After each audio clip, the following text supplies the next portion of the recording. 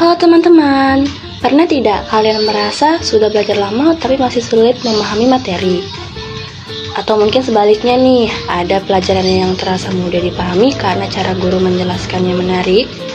Nah, ternyata cara kita memahami pelajaran itu berkaitan loh dengan sesuatu yang disebut teori belajar. Pada video ini kita akan membahas tentang teori belajar dalam proses pembelajaran serta 3 kemampuan penting yaitu critical thinking, creative thinking, dan design thinking.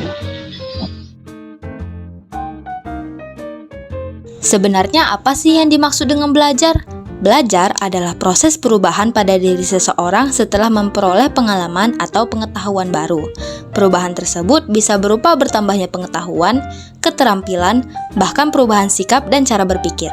Itulah sebabnya belajar tidak hanya sekedar menghafal tetapi juga memahami dan menerapkan pengetahuan dalam kehidupan sehari-hari.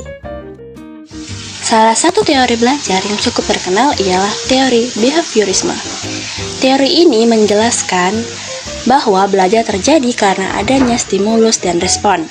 Contohnya, ketika guru memberikan latihan soal secara berulang, semakin sering siswa berlatih, maka kemampuan mereka juga akan semakin meningkat. Jadi, dalam teori ini, latihan dan pengulangan sangat penting dalam proses belajar. Selanjutnya ada teori kognitivisme. Berbeda dengan behaviorisme, teori ini lebih menekankan proses berpikir dalam belajar. Artinya, siswa tidak hanya menerima informasi tetapi juga memahami dan mengolah informasi tersebut. Misalnya, ketika guru menggunakan gambar atau contoh nyata untuk membantu siswa memahami suatu konsep.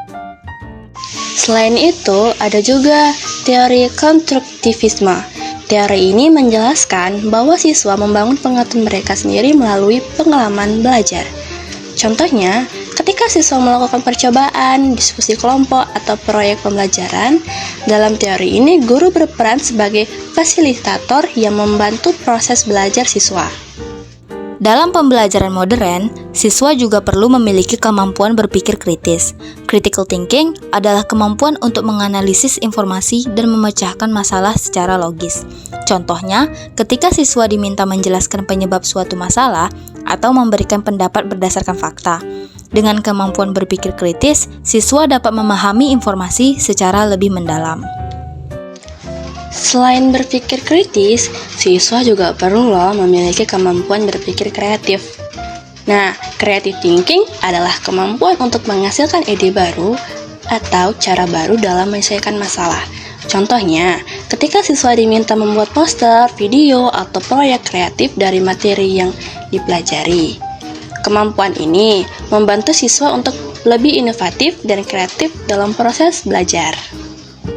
Selanjutnya ada design thinking. Design thinking adalah cara berpikir kreatif untuk menemukan solusi terhadap suatu masalah. Biasanya, proses ini terdiri dari beberapa tahap, yaitu memahami masalah, mencari ide solusi, membuat contoh solusi, dan mencoba solusi tersebut. Metode ini sering digunakan dalam pembelajaran berbasis proyek. Dari pembahasan tadi, kita dapat memahami bahwa teori belajar sangat penting dalam proses pembelajaran. Selain itu, kemampuan critical thinking, creative thinking, dan design thinking juga sangat penting untuk membantu siswa berpikir kritis, kreatif, dan mampu memecahkan masalah. Dengan pembelajaran yang tepat, siswa tidak hanya belajar menghafal materi, tetapi juga berpikir, berinovasi, dan menemukan solusi dalam kehidupan sehari-hari. Terima kasih sudah menyimak video kami. Dadah!